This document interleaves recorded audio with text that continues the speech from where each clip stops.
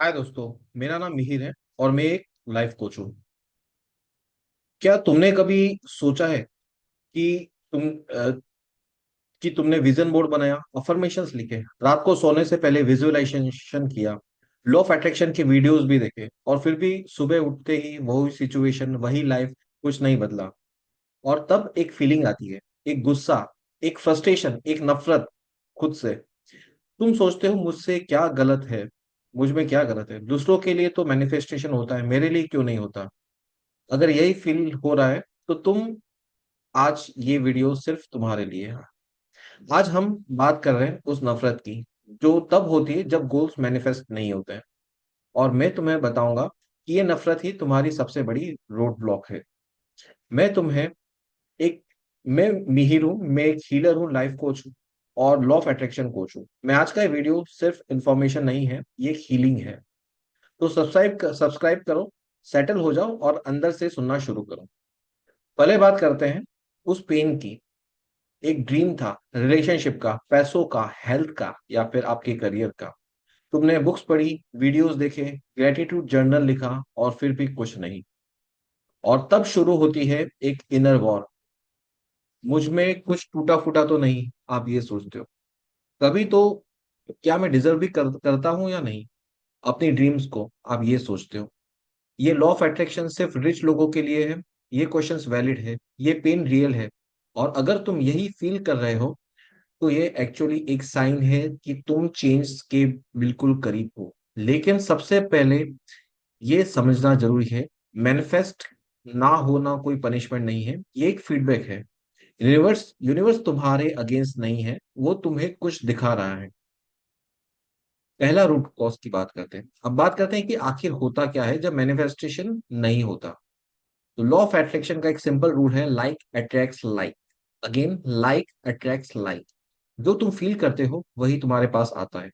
तो अगर तुम दिन में 5 मिनट विजुअलाइज करते हो और बाकी 23 घंटे फील करते हो ये कभी नहीं होगा, मैं इतना वर्दी नहीं हूं, वैसे मुझसे ऑलवेज स्ट्रगल करते हैं, तो तुम्हारी डोमिनेशन वाइब्रेशन क्या है? स्कैरसिटी, राइट, डाउट या फियर। विजुअलाइजेशन एक टूल है, लेकिन फीलिंग है असली करेंसी ऑफ यूनिवर्स। तुम जो कंसिस्टेंटली फील करते हो वही मैनिफेस्ट होता है।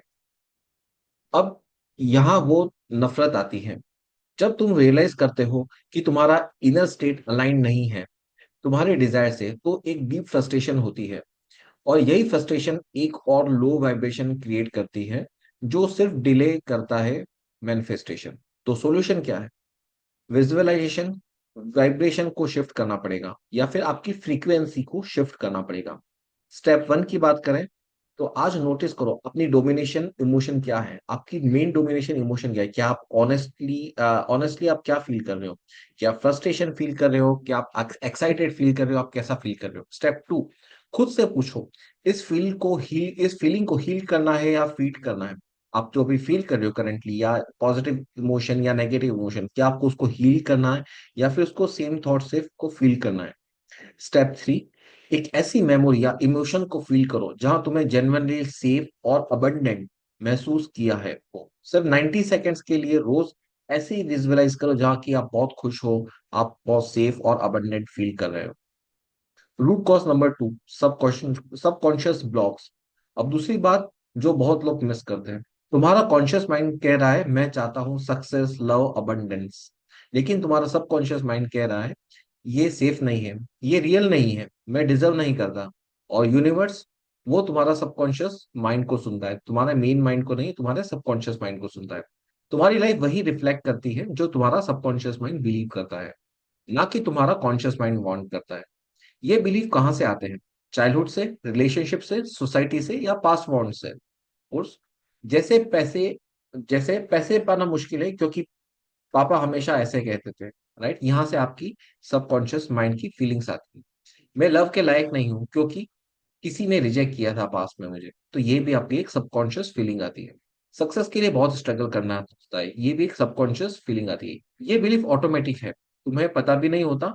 और जब मैनिफेस्टेशन नहीं होता तुम खुद को हेट करने लगते हो, लेकिन ये हेट गलत डायरेक्शन में है। तुम अपने आप को हेट मत करो, उन बिलीफ को हील करो। हीलिंग प्रैक्टिस करो, रोज सुबह एक अफर्मेशन नहीं, एक क्वेश्चन पूछो खुद से, कौन सी बिलीफ मुझे रोकती है अपने डिजायर से कनेक्ट होने में, इसका जवाब लिखो, जज मत करो, सिर्फ ऑब्जर्व करो। यही अवेयरनेस की पहली हीलिंग स्टेप है। Root cause number 3, resistance and hatred energy.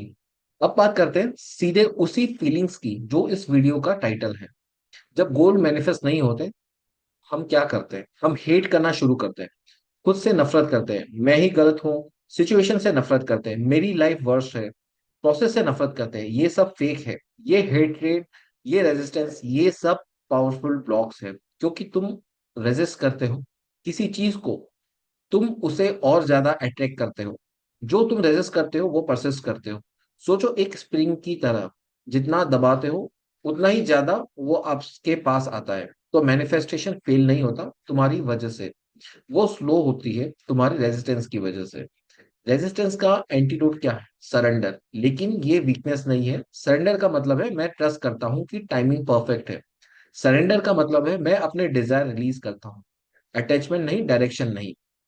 जब तुम अपने डिजायर को होल्ड करना छोड़ देते हो डेस्परेट ग्रीप से, और उसे ट्रस्ट के साथ रिलीज करते हो, तब यूनिवर्स के पास स्पेस होता है तुम्हें डिलीवर करने का।